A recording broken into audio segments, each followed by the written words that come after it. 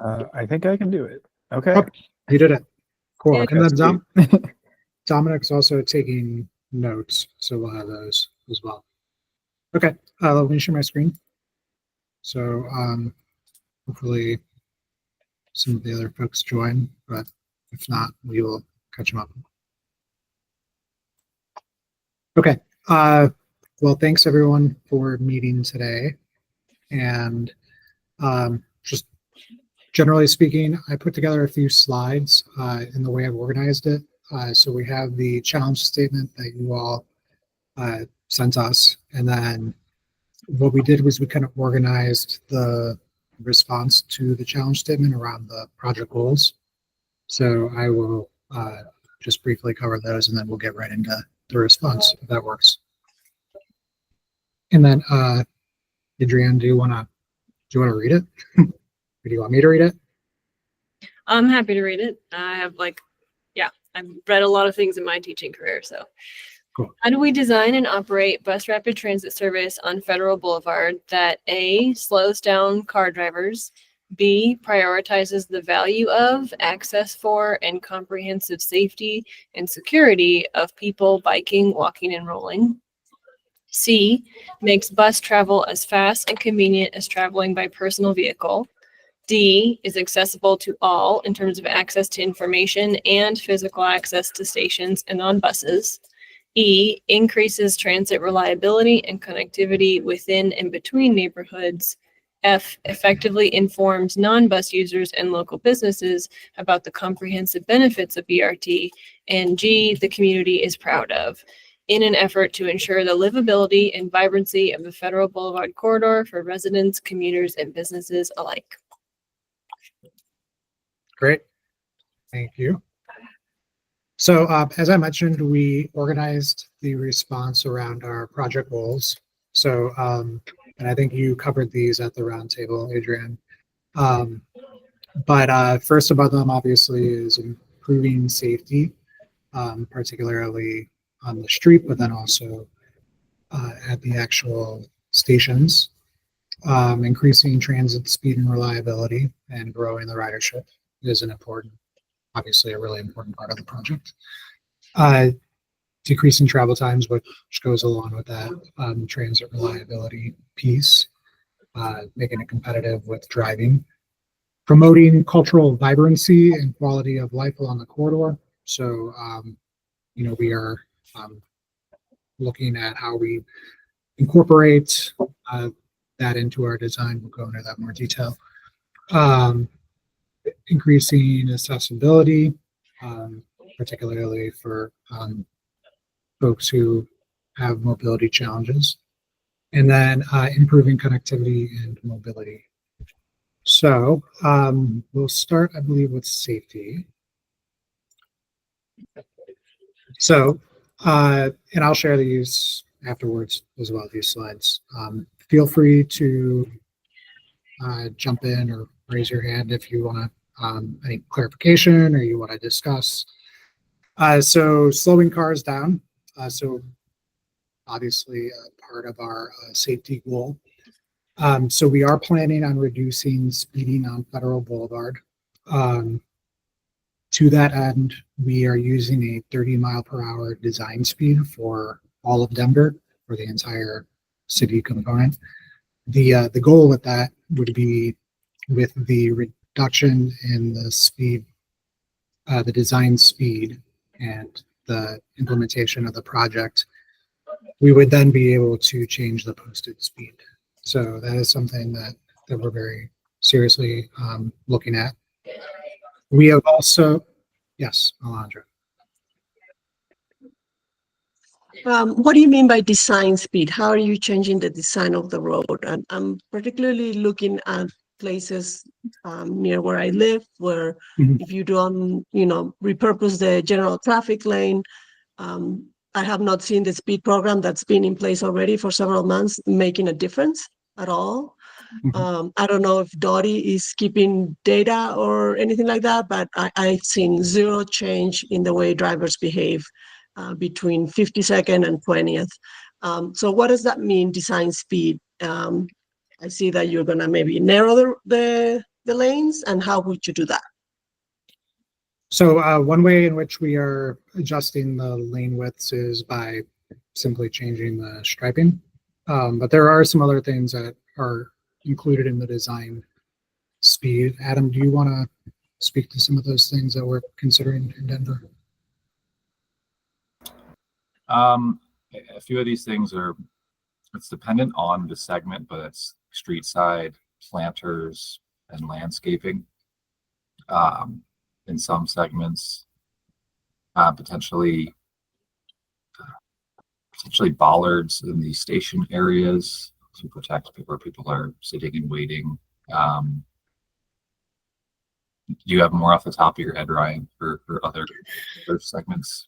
I mean, the dedicated lane itself, which is Alejandro said, are not expecting to have in the 20th to 52nd area.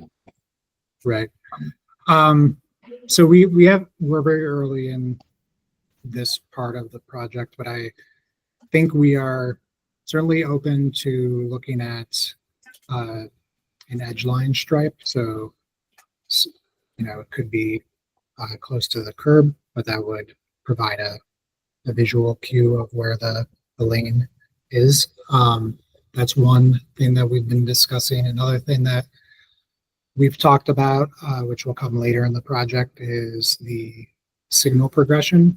So you generally time that for a speed. And so if the design speed is 30, what we can do is we can time the signals to achieve a certain speed. And so that's something that we're looking at as well. We have added a number of traffic signals into the project. So I believe I think we were addressing all the old signals in the project, right, Adam? Yeah, and with the new signals will come retiming in specific transit signal priority signal heads and likely dedicated pedestrian interval to start out the signal phasing. Go on, Ellen. Like there was a Skinner Middle School student who was recently hurt at West 41st and Federal, and that's an intersection that's a neighborhood bikeway, and you still have to get off your bike and press the pedestrian button to get any kind of signal, and then it takes a very long time to actually get a signal, and so drivers are just like going, and I'm wondering if you're also going to take into consideration bikeways, where bikeways cross Federal, and also doing like an automatic sort of signal cycle rather than just always prioritizing traffic on Federal.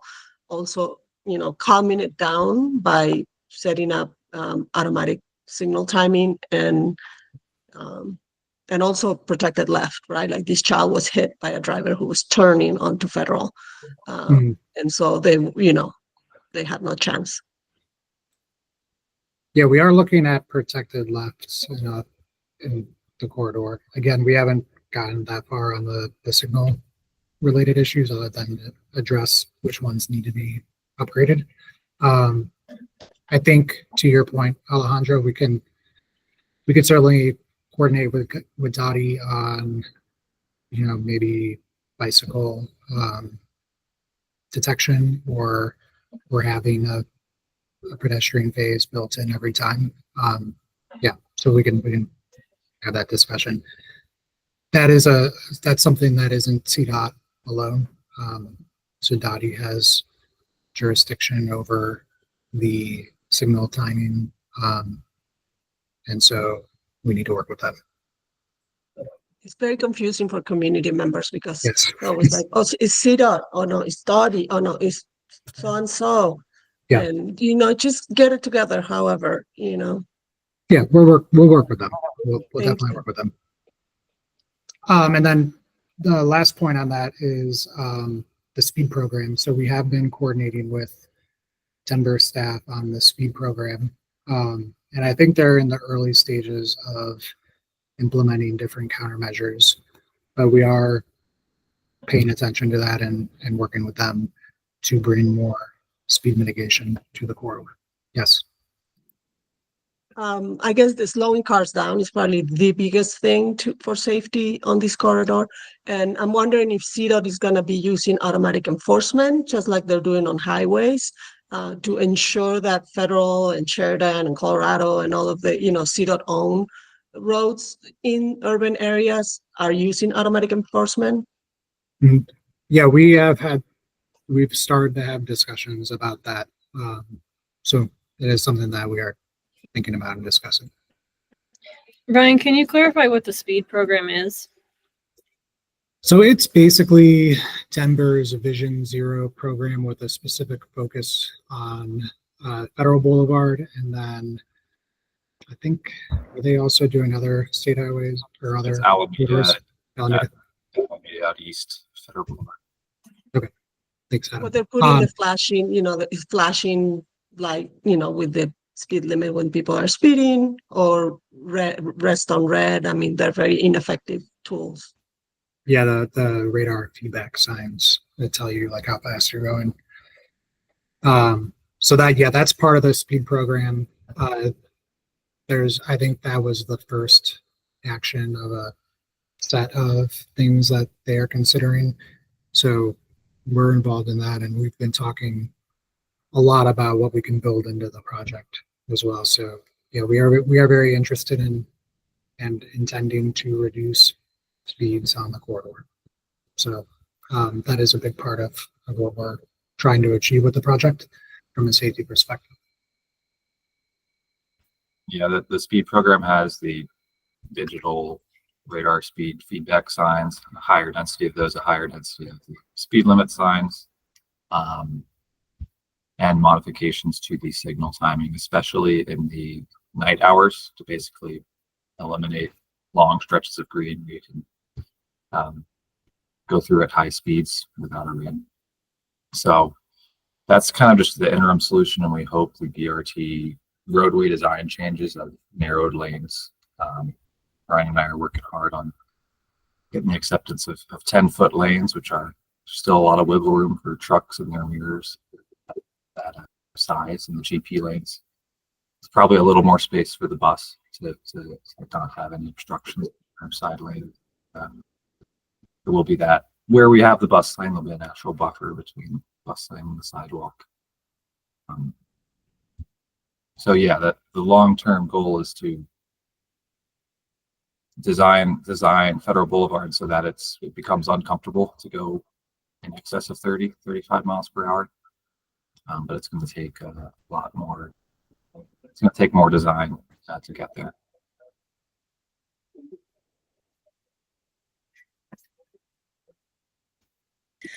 I just want to point out that we have those speed, those flash. I know this seems to be a popular treatment to put those speeding, indicators up, and I think they black out once people go over a certain speed. They do on West Colfax anyway, and I mean, my husband and I were almost hit by someone flying through a red light going probably 65 miles an hour. So I don't see how those work, and I don't know whether you've got data on how they work. But that seems more to me like this would be an example of something that is more of car infrastructure than infrastructure that like supports actually slowing speeds for people outside of vehicles. Yeah, so there's certainly one tool, and I would say generally speed management, trying to slow down vehicle speeds works when you use several different tools kind of in tandem with one another. And so, I think there's more to come. Certainly that's not the only thing that's going to happen, at least on Federal. Yeah, and when we talk about we start adding up costs, like we know that we on the Federal streets, we can now start putting cameras with and red light and speed ticketing things, which I think are a lot more effective than just letting someone know how fast they're going. And also, I think we forget sometimes because you put in extra traffic lights. So traffic lights are car infrastructure, right? They're not people infrastructure. So then they become sort of this ugly thing that's on the street. Like we don't have to feel, like the hawk signals and the flashing things and more speed signs. All of that just adds to the ugliness of the environment, and it takes away from the vibrancy of Federal also. So if we know that there are other elements that are more effective at slowing cars down, and also if we want to save cost, because cost is we don't have like just whatever amount of money we want, why aren't we using the most effective things first?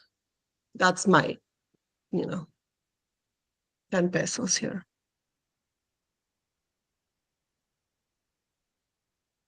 Okay. Well, thank you for that feedback.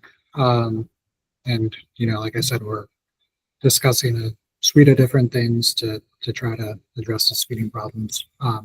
So certainly as we move forward, we'll have more to share on that.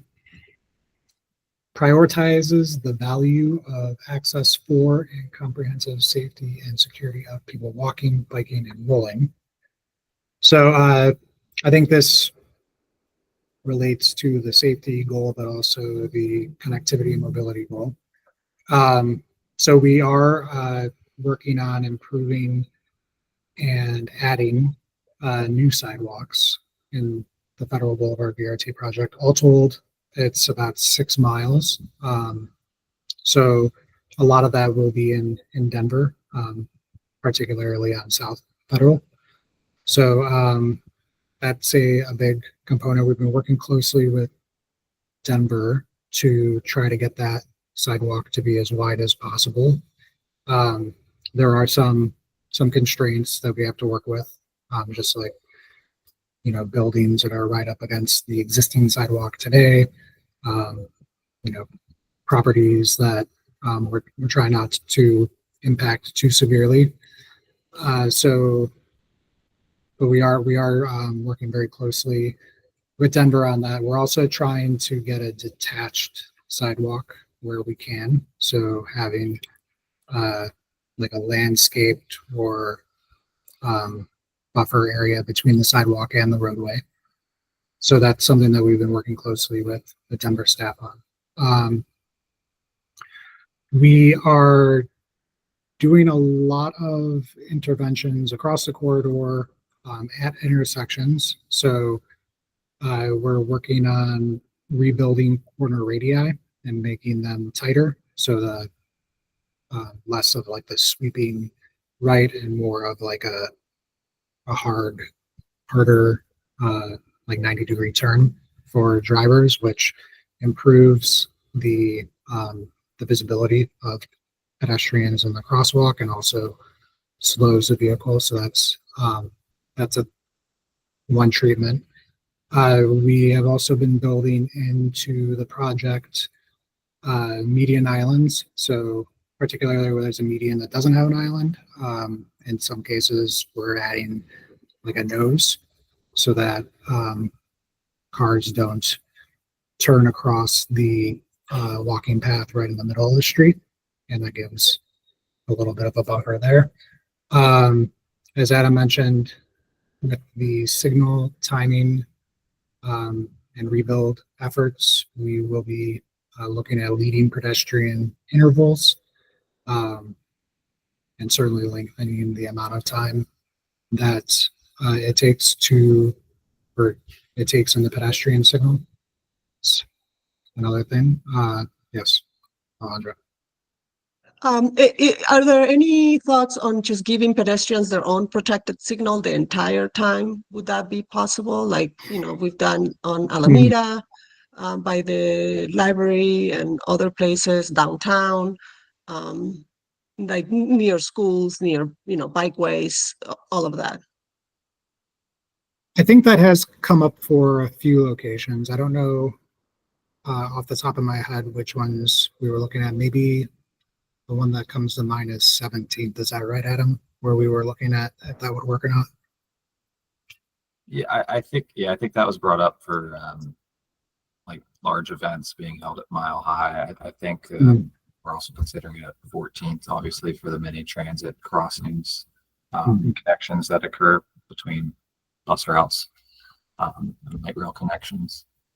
So yeah, might take some convincing from Ryan and I, but that's something we're both interested in as well. And I appreciate you bringing it up. It's an old thing that we used to do a lot more in Denver, and we lost. It's typically done on city streets, but Federal and 14th is so much pedestrian activity, and same with Federal and 17th on certain days. So yeah, definitely something we are trying to work into right intersections. Or like And around 14th and schools. Federal, near Schools. schools, 14th and Federal, where, lots of pedestrians go to die. Yeah, Alameda and Federal, other places and schools and bikeways, pretty much everywhere. If you look at it. Anywho, Emma wants to say something. Yeah, I mean, just kind of reiterating what I think a lot of y'all have already said, but I would really prioritize Federal and 14th, given the presence of the W, and 31 should be Federal BRT and other lines. People are really dangerous at that intersection with crossing, especially when they don't want to miss their connection. I've been that person. I hate to say it, but like I have. It sucks to miss your bus. So I would really emphasize, I would agree with Alejandra that we need those in general throughout. And I would definitely start with Federal and 14th as being the most important. I think that's absolutely vital. Yeah, just to weigh in, and then Adrian, sorry to jump in. So we are considering a number of things at 14th. So in the design proposal right now, we are reducing the number of lanes. So there'll be 2 bus lanes in each direction through that intersection. But then today the existing condition is that there is northbound 3 lanes, and then there's a right turn lane where the bus stops right in front of the Federal and Decatur station. And then there's a weird weird zone next to the pedestrian pork chop thing. I know what you're talking about. And then a slip lane. And it's pretty bad for bus operations, and it's also just terrible for pedestrians. So what we're doing on the south leg of the intersection is the curb line will come out, or go in, whichever we want to say it. And so that right turn lane will be combined into the bus and right turn lane. So it'll be similar to the rest of the corridor. There'll be 2 through lanes and then a left turn. And then we are going to widen the median a little bit and add that nose that I was talking about. And so, and then on the north end, we will be removing the slip lane from Howard. So it'll be a regular right turn. And then the 2 ramps to Colfax that currently are highway ramps are going to be realigned so that they come into Federal a little bit north and come in perpendicular. So you have to stop before turning on to Federal. So one of the big issues we see, particularly with crashes on the west side of Federal, is that the ramp that comes in from Colfax eastbound to Federal south dumps cars right at the crosswalk. And so it's just drivers are coming in super high speed in that, and those are right there on top of pedestrians. So we're actually going to just eliminate that situation completely. Sorry, Adrian. No worries. I'm just curious about why there are only going to be 6 miles of new and improved sidewalks. Because there's no doubt that Federal needs way more than that, even in the Denver section. And so just how continued movement in Federal will require not just a piecemeal sidewalk approach. I don't know, sidewalk ordinance will be coming in to play with that, but why only 6? So some of those sections where sidewalk is needed will be handled by development. Particularly north of Denver. Yeah, I mean, I think at this point, comes more down to budget than anything. So if we were to rebuild all the sidewalks for the entire corridor, we probably wouldn't be able to afford the project. So it's just a matter of like rebuilding and prioritizing where we can, and then making sure that we have enough to do the rest of the project, and then coordinating with Denver on the new sidewalk enterprise, and then coordinating with the planning group on making sure that the right zoning regulations are in place so that when development comes, those other parts get filled in as well.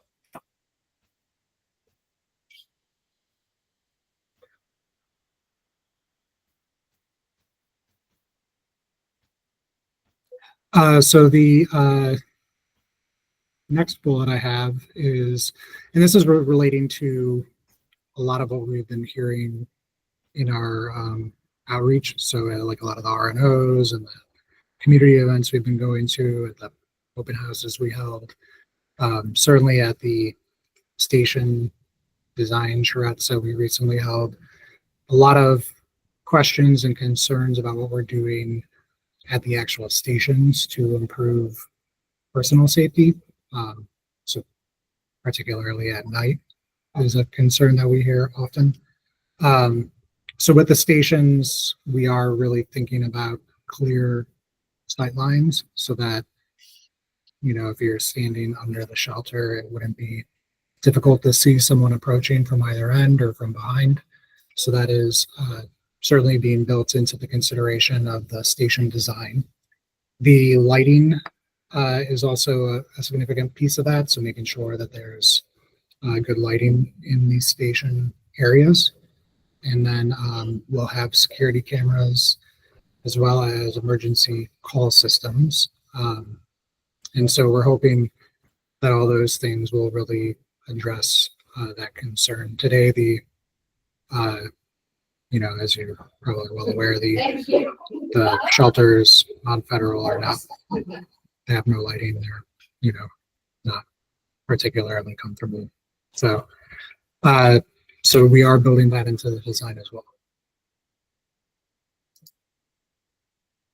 Yes. I'm curious if the maintenance of those bus stations is going to fall under the Dottie's Transit Amenity Program, or if it's going to be CDOT, or how is that going to fit into the regular convoluted nature of the current bus stop amenity? Well, just the program, but also just the bureaucracy of it all. Yes, it's a great question. We have just started our conversations on what maintenance looks like and who will be responsible for what. As you can imagine, there's a lot of questions there. And it's not kind of like it's not an all or nothing thing where one agency is responsible for one thing. It's kind of it's more of a partnership approach. So yeah, a lot more to go in regard to developing that strategy. I honestly don't have any answers yet on that one.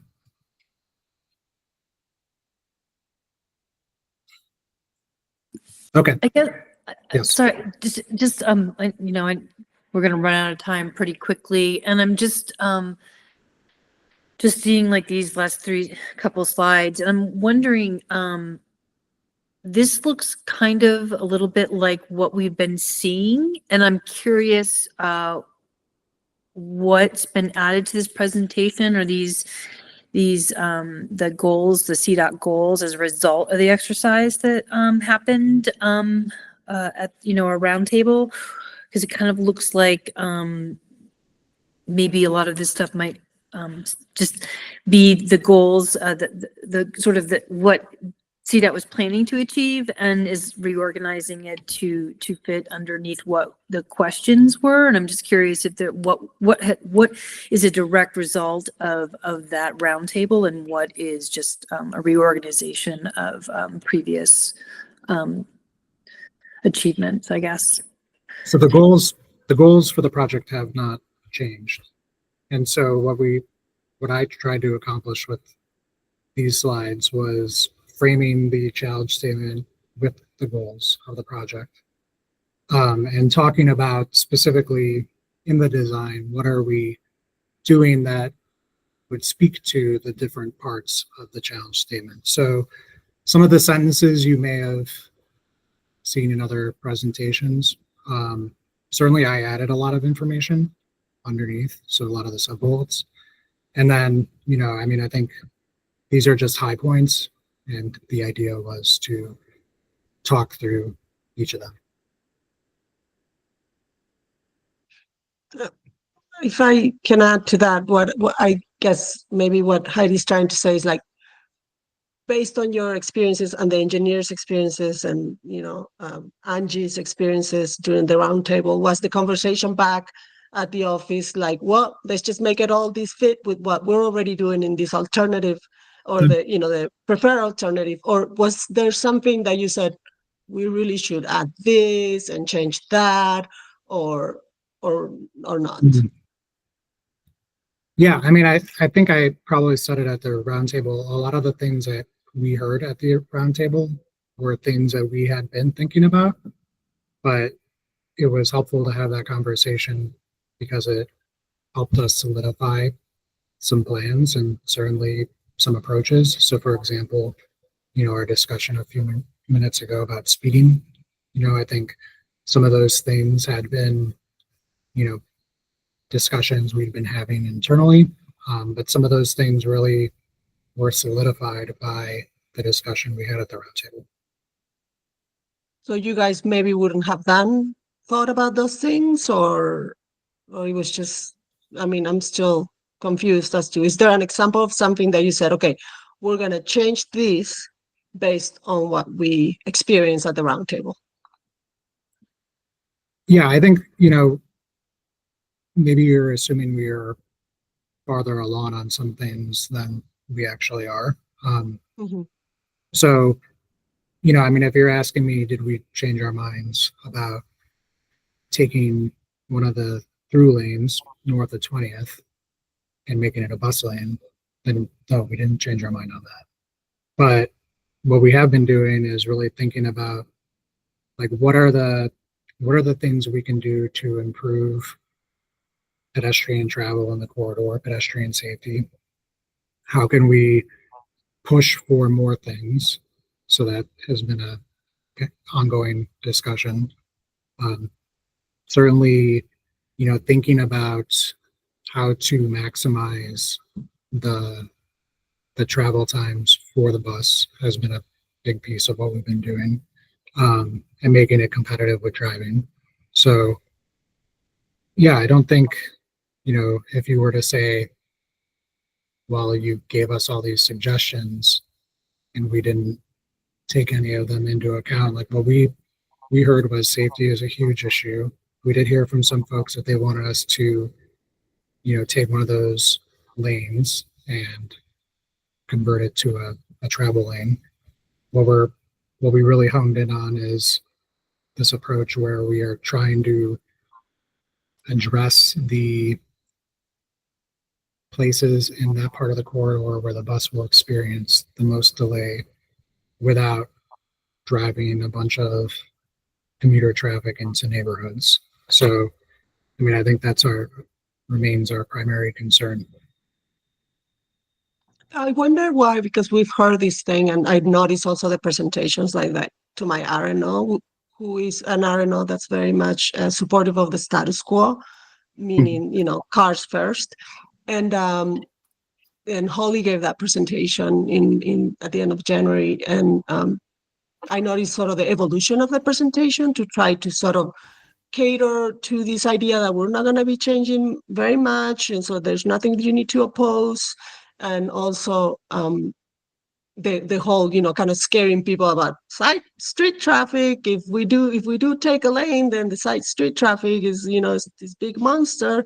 And some people like from RNO saying, well, I was kind of on the fence about that, and now that I saw this, this thing about side street traffic, and then I'm really not pro taking a lane, for the bus. And I wonder, like, why people who, for example, in this area, especially between 20th and 50th, 52nd, there's a lot of homes, right? And why are those people required to bear the brunt of car traffic versus someone who lives on a side street? Like, how do you see that as equitable, or shouldn't we all bear the brunt of car traffic if that's what we're deciding to prioritize? I don't see that as being fair, I guess. And maybe not even like an expectation that's not even gonna happen, right? Like if a lot of people who live, around here, like Piper was talking about going to pick up her daughter within the neighborhood. Like if the bus is getting priority, then I'm gonna get on the bus. Like I need to go to the grocery store, and I would love to get on the bus right here and then go down to 26 Safeway and then just come back to my house. And then, and hopefully that's what a lot of people are gonna choose to do, right? So I don't know where I'm going with this long thing, but it seems to me that the priorities are not being realized. Yeah, like and thanks for bringing up, thank you, Alejandra, that, that's, I think, it seems like we keep coming back to the traffic that's going to be pushed in the neighborhood, especially through this section. And I mean, taking a lane, I mean, it seems like through the whole corridor, that might be a result, but it's interesting how, like, in this section, like, and I'm not sure where those numbers and volumes are coming from and who it is that's going into the neighborhoods to avoid Federal, because if it's someone who's going north-south, who's trying to get from 20th to like 112th, I'm just not sure how they're going into the neighborhood, because they're still going to have to cross I-70 and 76 and go through all that. So it seems like the traffic that would be going into the neighborhood are the people that live in the neighborhood creating their own traffic, right?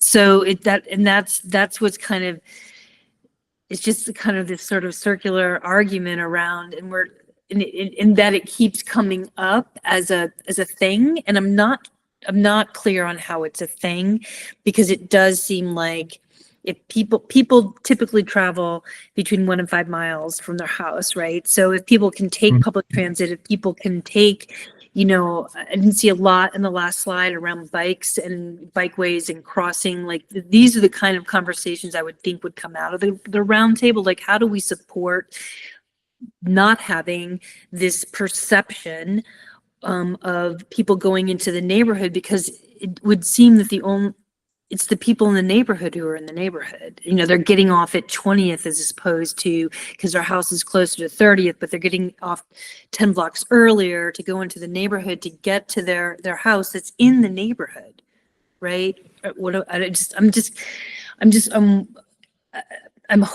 hoping that this process would bring out like a little more depth as to what we're talking about and how we're talking about it, and how we're talking about safety and how we're defining safety and for whom and all of that. So I don't know if you can speak to that, or if that was helpful. Sure. So I would say that, again, these are all projections, as is our, ridership. And certainly, we're basing our projections off of observed and then modeled behavior based off of, best practices and what we do. But to your point, I mean, I think if you wanted to think about it anecdotally, like what would you do if, and again, we don't think that like all the traffic on Federal Boulevard is driving from North Westminster all the way to South Denver. But, someone coming off of I-70 who is going to be traveling to, say, like Colfax, they come off of I-70 and they encounter a lot of congestion, and they need to go somewhere and be there in, less time than it's going to take to get there by sitting in congestion on Federal Boulevard. They'll probably choose to go down Lowell or go down Pecos or another north-south street. Or why wouldn't they go I-25 to Colfax from Because Second? I think that's what people would do. because I-25 is even more congested. So people will try to take the path of least resistance, particularly when they think it will get them someplace faster, Okay. whether or not it does. So that So- kind of, that sounds to me like catering to cars and car infrastructure and not catering to people who are trying to move through the corridor safely outside of vehicles and on public transportation. Well, I would make the opposite argument. I mean, and we may end up disagreeing on this, and that's okay. But I would argue that so Federal Boulevard is an arterial. It's a state highway. It's designed and meant to carry more traffic than local streets that have on-street parking and have, you know, more houses and more neighborhood activity. And so, I'm sorry, I'm going to interrupt you, Ryan, but okay, it's supposed to carry more people, right? And so part of what the BRT is doing is Mhm. going to carry more people. And so if we want to carry more people on Federal Boulevard, because it is, you know, cutting through neighborhoods and Mhm. businesses where people live, it's not a highway. If we want to maximize the capacity of Federal Boulevard, then you know the bus should get prioritized. We know, I'm sure, I know you know that you know, by having the bus being the priority, then we're going to carry more people. And yes, it's an arterial because that's what we decided to call it. And yes, it's a state highway or a state road because that's what we decided to do. But we don't have to continue that. Like here we are, the 7 of us, changing our present, hopefully, and changing our future. And I know that you're not the last person, you know, who's going to make this decision, but here we are. It's up to us. How are we going to, you know, make our climate better, clean our air, get our children safe to, you know, to school? This is us. And I hope that every time that you go into a meeting, and Adam, you as well, and Dominic, I forget what your role is, but that you are telling the people who have the political power that you are not okay with the decisions that they're making because it's not in alignment with our values as human beings, with our, you know, the purposes of, you know, achieving the emissions goals that the governor set. I mean, all of these things. If Dottie, everybody says great, grandiose things, and then when the time comes, it's like cars continue to be first. Emma.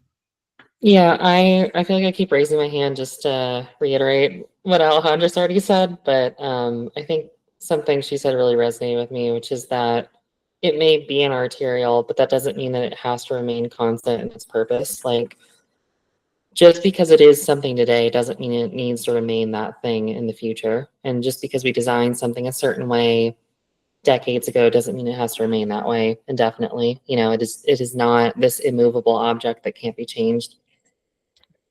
For sure.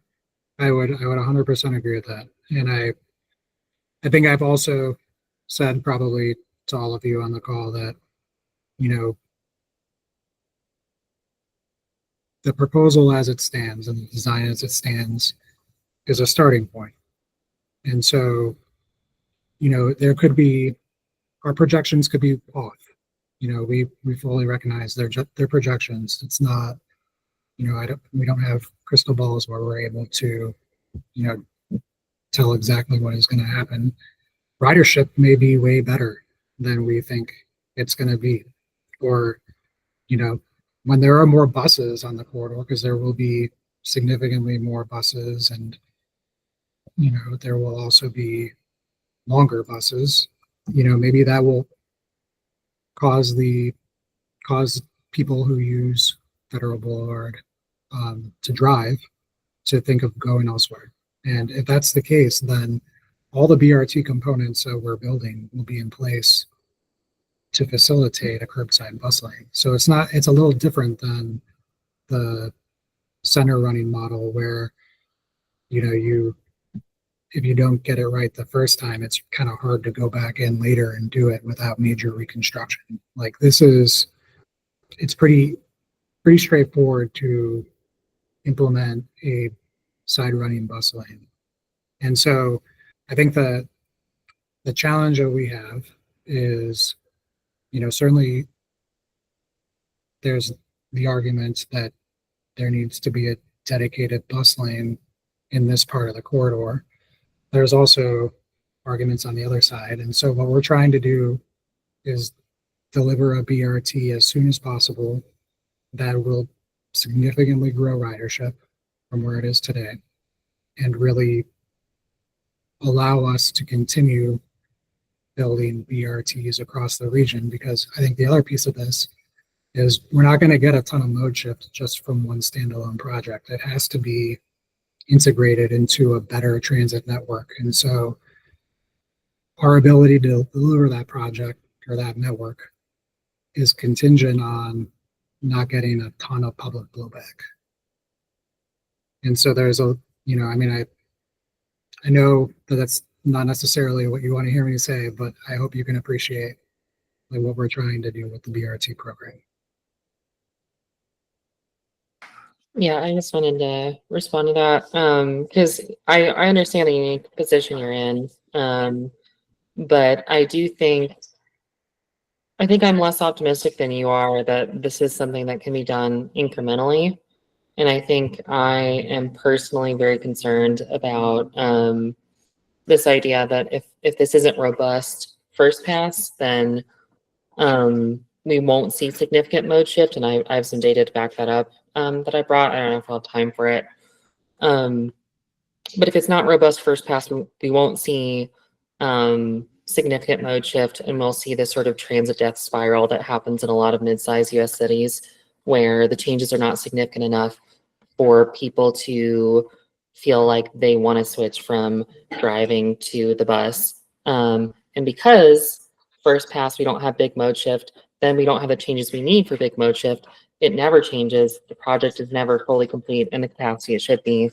And we're stuck in sort of the worst of all worlds where car drivers are mad about, you know, the construction that took place. They're mad about seeing the buses and where the bus lane is, but it's not compelling enough to get them out of their cars and onto the bus.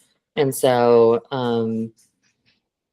I think that is just something that I'm concerned about. I'm concerned about reliability as well, beyond just, you know, shrinking transit times. There's also the concern of without a dedicated bus lane, there's more variability. So traffic creates less certainty about on-time performance, about being able to be at a stop when you say you're going to be at a stop. And that affects people's jobs. It affects people's appointments. That affects people's ability to stay on schedule. And so it's not even exclusively, you know, is it quicker to take the bus than to drive? It's also, is it as reliable to take the bus as it is to drive? And if the bus is stuck in traffic, in addition to, you know, the sort of disadvantages that buses inherently have of dropping passengers off, picking them up at regular intervals, then I don't think we're going to see the mode shift that we want to see. And yeah, I mean, I know I've talked to you about this before, Ryan, and I know you have competing concerns, but I do think it is really important to get this right the first time. Because I'm worried there won't be a second time. I'm worried there won't be an incremental improvement later on. And then if I may add to that, then people are going to be, drivers are going to be like, look at those empty buses going through, right? And so we're not maximizing its potential right from the start. And as the anchor of this network that you're talking about, Ryan, wouldn't you want this to be like the best BRT project? Because it's the first one that CDOT is doing, right? And so to be a model for not just, you know, the region, but for the country. Emma, I think it's okay if you can show us the data that you have. We don't have to follow a certain. Yeah, Can you share? Sure. Yeah, I just want to be respectful of the slides that Ryan, I know you have. I don't know where you're at. We have a few more, but that's fine. Okay. Yeah, let me share real quick. Let me know if you can see screen. Okay, can you see my screen? It's loading. Oh, there you go. Yeah, can you zoom in a bit? Okay, is that better? Can you see this? I can see a very detailed bar chart. Graph. Yeah, so here is the 31. Mhm. This is one of two north-south running buses on Federal Boulevard. The other is the 30, which goes south. It doesn't complete the entire Federal Boulevard strip, but this is the main bus we're concerned with. So this is on-time performance data we got from RTD, and a couple SQL queries later. This is sort of where the 31 ranks respective to other local bus routes.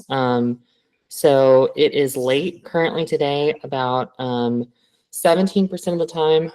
I am still badgering RTD for more granular on-time performance data, stop by stop, for the case for between Federal and 20th and Federal and 50th. So this is just the whole line. I don't have stop by stop on-time performance, but I think this is pretty significant. Clearly, the 31 does not perform very well in terms of being on time. And I think that is a big thing that maybe has not come up as much that we need to focus on, though, and is a big selling point for why we need a dedicated bus lane throughout the corridor, is because we need this reliability. We need the bus along Federal Boulevard to be a bus that when it says it's going to be there at 5 p.m., it's there at 5 p.m. Or a minute or two later. So I think that's really important. And I know we're short on time, so I won't spend too much on that, but I have some other data on some other BRT projects here. So there is a city in China, I think you pronounce it Lanzhou, but they built out a BRT fairly recently with a complete dedicated lane across the entire corridor. And they surveyed riders on mode shift. And I think their results are pretty promising for how much mode shift they achieved from car, bike, taxi, and walking, which you can see here. That was a, do the math in my head real quick, a 22% mode shift based on who they surveyed. And I'll send you all this too. I just know that we're short on time. But then I also found some data on an exclusive bus lane in a city in Uzbekistan, and they got some hard numbers on mode shift based on car drivers and non-car drivers. So I think this is the part that we care about here. So they found that approximately 33.69% of car owners would consider switching to using buses with the inclusion of exclusive bus lanes, as well as 79.52% of individuals who don't own cars switching. I obviously understand that, you know, cities in China and Uzbekistan are not cities in Colorado, but I think there are common trends between car drivers across the world. And I think the data really backs up this idea that exclusive bus lanes are something that are necessary for people who can afford to drive to switch to the bus as another mode. Sorry, I speed ran that. I know we're just tight on time. No worries. Yeah, thank you for sharing. I think this is all really important, and I agree with you in regard to we want the BRT to be as reliable as can be possible. You know, I mean, I think we have, and again, I don't know if we're gonna, you know, there's nothing I'm gonna say that's gonna make you magically agree with me. And, you know, I mean, I think that we have in our design addressed that as much as we can, given the constraints that we face. And we've certainly tried to push the envelope where we can. And, you know, I mean, I appreciate where you're coming from with wanting to achieve that goal. And, yeah, I mean, I don't really have anything additional that I can say beyond what I've already said, but yes, Heidi.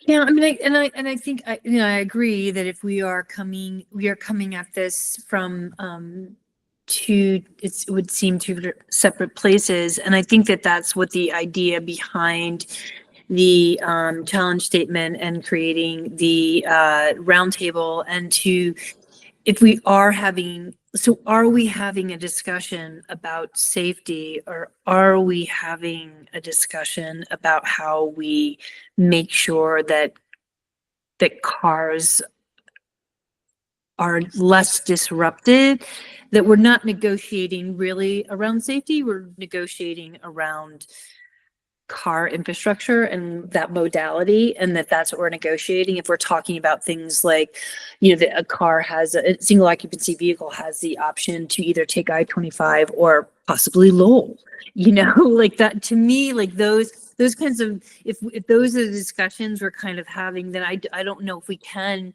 come to agreement, because we're not agreed as to where we're coming from to begin with. And I don't think we're even agreed as to what we're talking about when we're talking about safety, because I think we're not talking about the same things. So it's not even like we're doing this, you know, or just, we're not even, so I just, I'm wondering like how does CDOT align with, and Dottie too, because these are the same conversations we have with engineers at Dottie.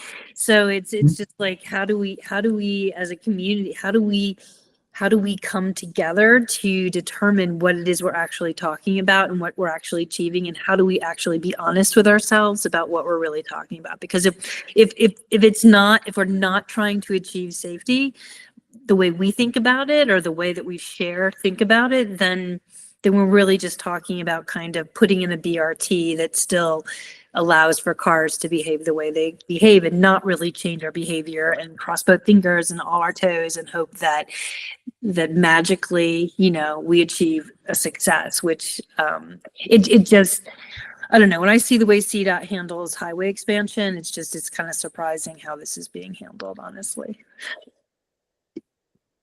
Well, I don't really know what you mean by that, but you know, I think we are talking about the same things. Like, we are talking about safety. I think where we are disagreeing is probably in the solutions and the means. But I think, like, you know, we are very concerned about safety. I am very concerned about safety. And so, like, we are taking that very seriously in this project and trying to make a very big impact on improving safety through the Federal Boulevard BRT project. Yes, Alejandra. I know it's 5:30, but Okay, I can. can you share this presentation with us, please? And also, is it possible to have it translated into Spanish so that we can share it with the people who attended the roundtable and let them know that this is the response that you're giving us to that exercise? Because we, you know, they keep asking us what's happening, you know, and all of that. So we want to be able to let them know that this is the response. And I'm crossing my toes and fingers, because I guess that's all I'm able to do, that paint on this corridor is going to be enough to keep people safe. And I know that safety means that drivers have to slow down. And so I'm hopeful that Well, there's a CDOT will slow down drivers. Yeah, and just to be clear, I mean, we're going to be doing a lot more than, you know, adding paint. Like, there will be, as I mentioned earlier, there's a variety of different things that they're all intended to work together to slow down drivers. Okay. To 30 miles an hour. That's the goal. Yeah. Mhm. Okay. And Ryan, since we didn't get the opportunity to kind of hear all the ins and outs of the other slides, including the one about reliability, which I think we all wanted to kind of address a little bit more, but also just like further larger questions that we obviously don't have time for, I'll just be, I mean, we're going to get together anyway, but I'll probably send you a list of follow-up questions, and it would be wonderful if we could continue this conversation and meet again relatively soon, so that we can, you know, kind of be the bridge between the community that we brought to this roundtable and your team. I'm always happy to have a discussion. And you will be hearing lots more from me because I will also be bugging you about Colorado BRT. So, Okay, sounds good. yep. And we appreciate you. This is not a personal I know. thing. It's just a all the things thing, you know? I know. Yeah. Really appreciate all three of you taking the time to talk through this with us, especially hearing more in detail of what you're planning and also the opportunity to speak up for what we're thinking. Yeah, and I appreciate you organizing the roundtable and, the conversation today. And certainly, I think, as I mentioned to you, Adrian, like, I think it was a very valuable thing to do. And, I'm looking forward to doing it on Colorado also. I would love to hear like specifics of like how did that change maybe someone's thinking, even like a little bit. Do you have anything like just give me a little hope, Ryan? Yeah, I mean, Because it's not easy. I know you don't have an easy job, but I want to know, like, are we making a difference? you Because, are. you know, Yeah. we're all volunteers, just like, going out there, talking to people, and You're like, is this definitely, making a difference? you are definitely making a difference. And certainly, this BRT is a new thing for CDOT. There's, I mean, we're kind of building it as we're doing it, like program, the approach. I think it's very valuable to hear from you often. I think the best way to put this. This is a very new thing for an arterial state highway, so a CDOT road, and I appreciate your desire to see it done right, and I have that same desire, and I am really, we are our team, and my leadership is really dedicated to BRT, and so we're trying to make it be as much of a community improvement as possible.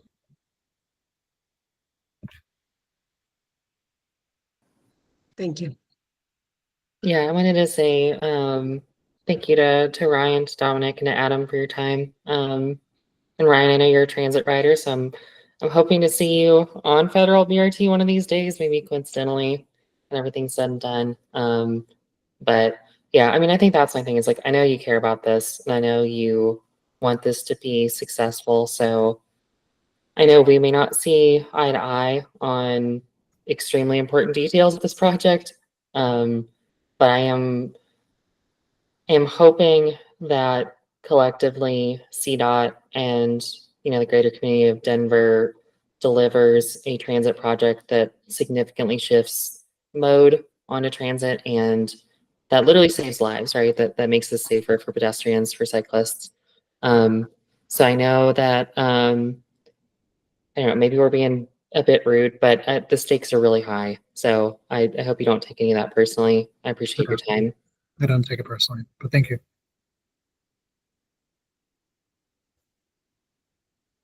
Well, All right. yeah, Well, I'll be in touch for sure about good. coordinating a meeting further on. We're meeting together as a team on the 12th, and so a couple of weeks, 3 or 4 weeks from now, would probably be ideal. So yeah, thank you. Thank you. Thank Talk you to you all. later. Really appreciate it.